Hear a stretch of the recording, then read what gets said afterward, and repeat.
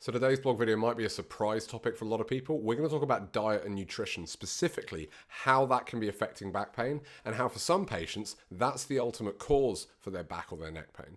Now, when most patients come to see me, they are expecting me to talk about joints and muscles and talking about how we can adjust them, how we can loosen things out and get things moving.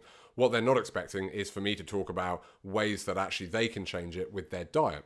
And if I start talking about diet or food or that sort of thing, I can see some patients are looking a little bit surprised, going, I thought I was seeing a chiropractor, not a nutritionist.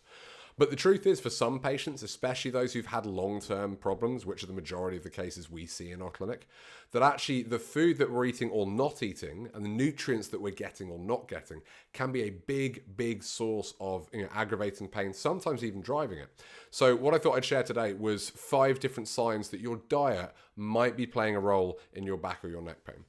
And the first one is something I check all my patients for every time they come in, and this is tenderness around the stomach. So I'm pressing into the stomach and I'm looking to see, are they tender? Are they tender or are they tensing? Are they really trying to keep me out?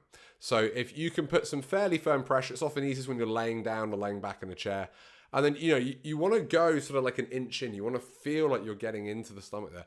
Press and then just sort of move your fingers around, feel and see if it's particularly tender. It shouldn't be tender around there. If it is, that's a sign that your stomach and your organs are inflamed, and that can often be coming from diet. Believe it or not, that inflammation can spread to the muscles and joints, and that can aggravate that pain.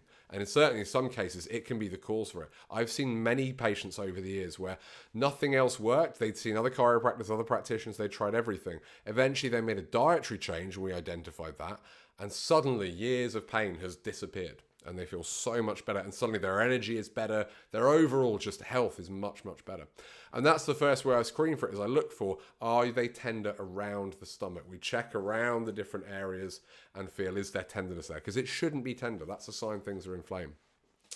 The other sign that you can look for is that you have a love-hate relationship with either exercise or hands-on treatment. Patients who are particularly inflamed through the body, when that's driven by diet, they tend to be ones who can have really up and down responses. They go, oh, sometimes I exercise and I feel great and I can do it.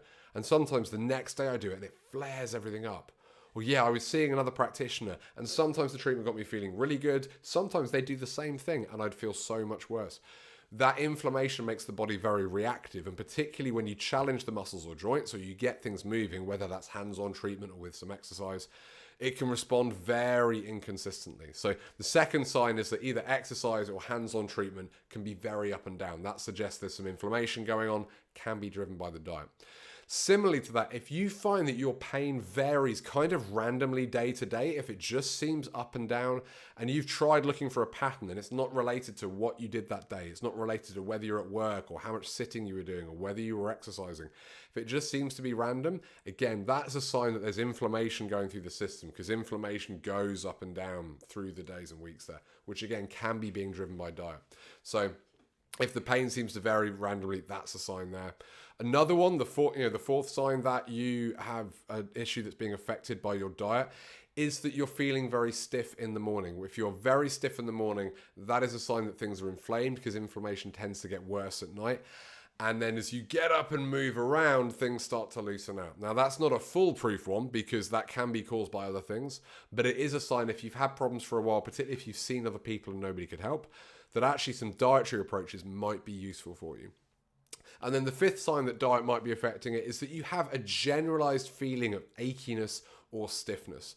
When you're eating something and that's flaring you up, that inflammation doesn't just go to one area, it goes through the whole body. Now, it may feel a lot worse in a certain area if you already have a problem, but if you do feel that I'm just generally stiff, I'm generally tight, I never feel that comfortable, through my body, that's a sign that you've got more inflammation going on. Again, that can be being driven by food.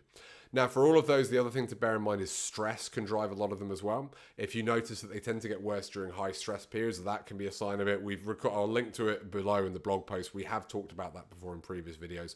But the other sign is that it can be coming from the food there, and you might want to think about some nutritional changes. So those are the 5 to look for. You've got tenderness in the stomach, you've got that love-hate relationship with exercise or hands-on treatment, you've got your pain varies randomly day by day with no pattern, it tends to feel particularly stiff and difficult in the morning before it loosens out, and also you have a generalized aching stiffness sense throughout the body, none of you feels comfortable.